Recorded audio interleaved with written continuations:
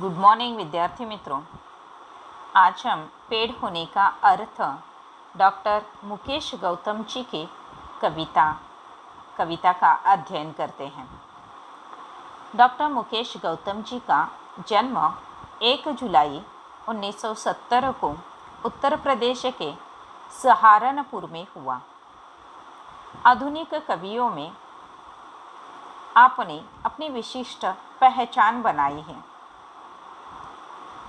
उन्होंने आधुनिक भावबोधों को सहज सीधे रूप में अभिव्यक्ति दी है। वर्तमान मनुष्य की समस्याएं और प्रकृति के साथ हो रहा क्रूर मजाक उनके काव्य में प्रखरता से उभर कर आता है। आप हास्य व्यंग्य के लोकप्रिय मंचीय कवि हैं, फिर भी सामाजिक सरोकार की भावना आपके काव्य का मुख्य स्वर है। उनकी समग्र रचनाओं की भाषा अत्यंत सरल सहज है तथा मन को छू जाती है।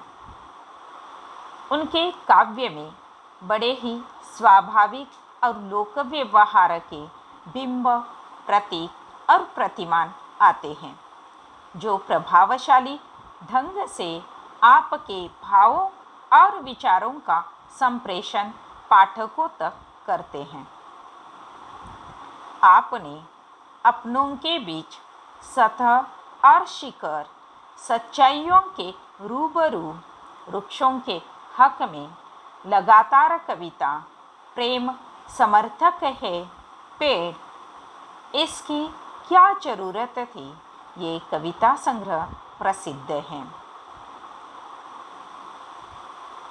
पेड़ होने का अर्थ यह काव्य नई कविता की अभिव्यक्ति है।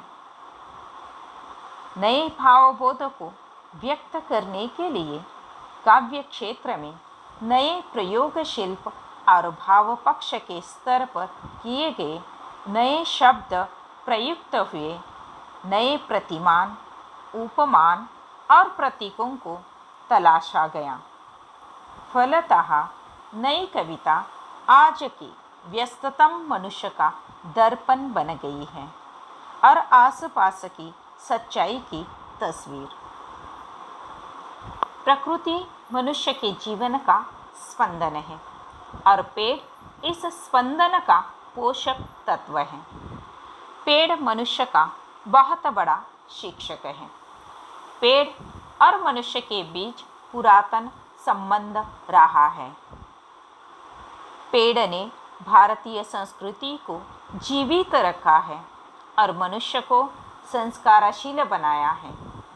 पेड़ मनुष्य का हौसला बढ़ाता है, समाज के प्रति दायित्व और प्रतिबद्धता का निर्वाह करना सिखाता है और सच्ची पूजा का अर्थ समझाता है। कवि ने मनुष्य जीवन में पेड़ की विभिन्नार्थी भूमिकाओं को स्पष्ट करते हुए उसके होने की आवश्यकता की ओर संकेत किया है। सब कुछ दूसरों को देकर पेड़ जीवन की सार्थकता को सिद्ध करता है। अब हम प्रस्तुत पंक्तियों के द्वारा कवि हमें क्या बताना चाहते हैं इस कविता के माध्यम से, ये हम देखते हैं। आदमी पेड़ नहीं हो सकता। कल अपने कमरे की खिड़की के पास बैठकर जब मैं निहार रहा था एक पेड़ को, तब मैं महसूस कर रहा था पेड़ होने का अर्थ।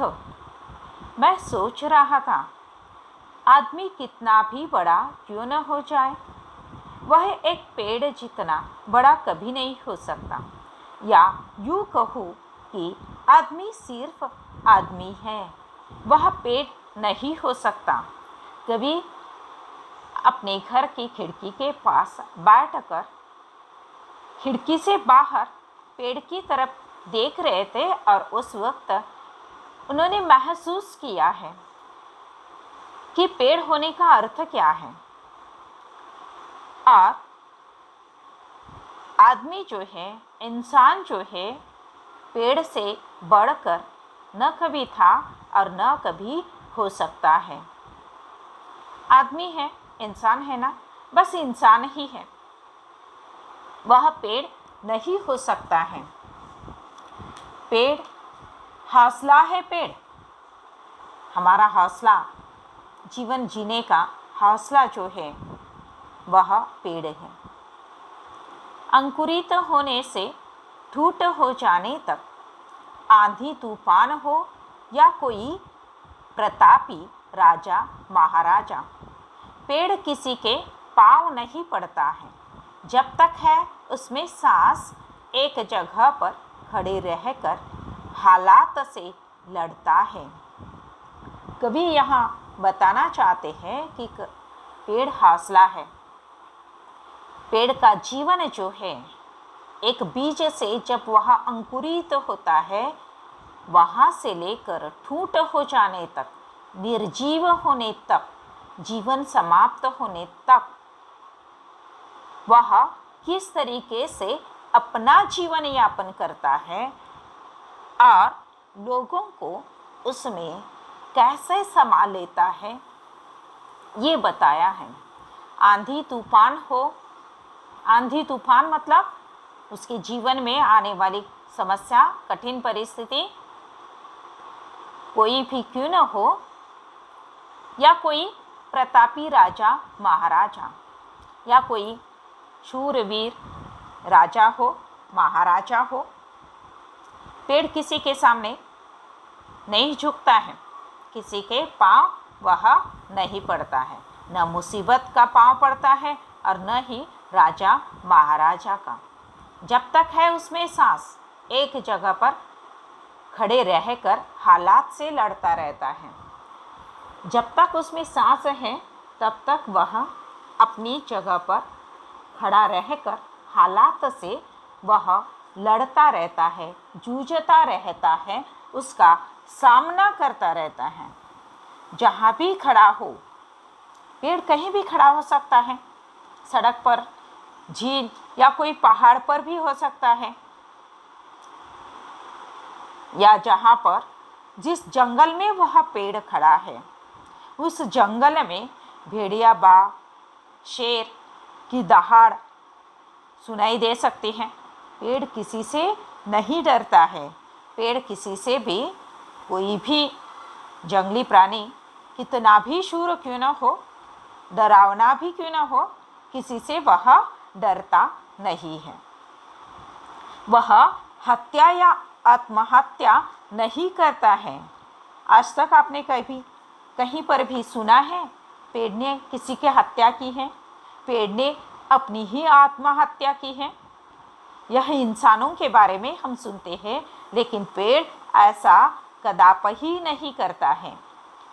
थके राहगीर को देकर छाँव व ठंडी हवा, थका राहगीर, यात्री, पथिक जो उस रास्ते से गुजर रहा है, उससे पेड़ छाँव देता है,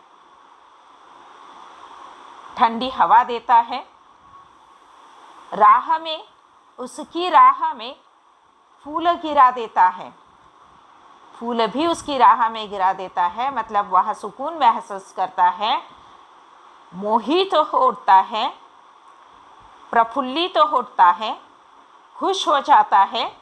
थोड़ी सी उसे छाँव मिलती है, पेड़ की ठंडी हवा मिलती है, तो वह प्रसन्न हो जाता है और अपनी थकान भूल जाता है और करता है इशारा उसे आगे बढ़ने का।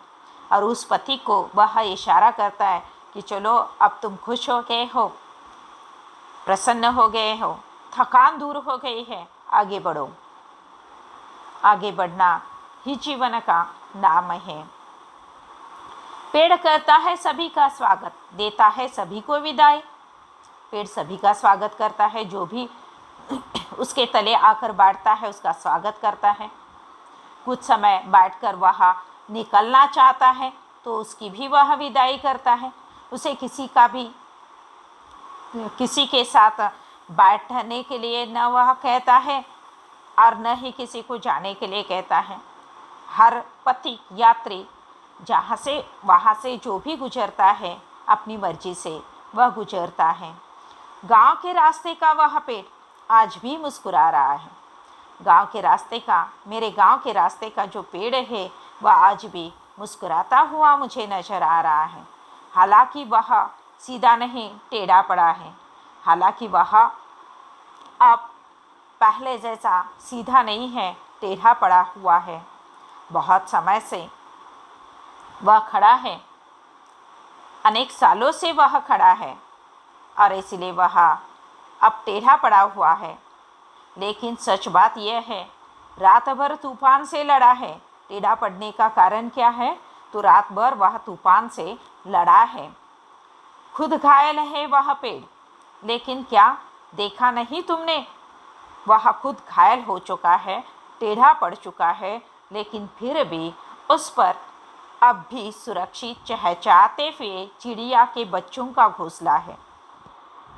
लेकिन फिर भी उस पेड़ पर जो चिड़िया ने अपना घोंसला बनाया था और उस घोंसले में उस चिड़िया के छोटे छोटे बच्चे, छोटी चिड़िया जो थी वह चहचहाती हुई आज भी अभी भी नजर आ रही है। जी हाँ, सच तो यह है कि पेड़ बहुत बड़ा हौसला है। पेड़ हौसला बढ़ा देने का काम करता है। तो अभी हम यहाँ पर रुक जाते हैं और अगले लेक्चर में हम आगे का हिस्सा, कविता का आगे का हिस्सा देख लेते हैं। के लिए यहाँ पर हम विराम लेते हैं।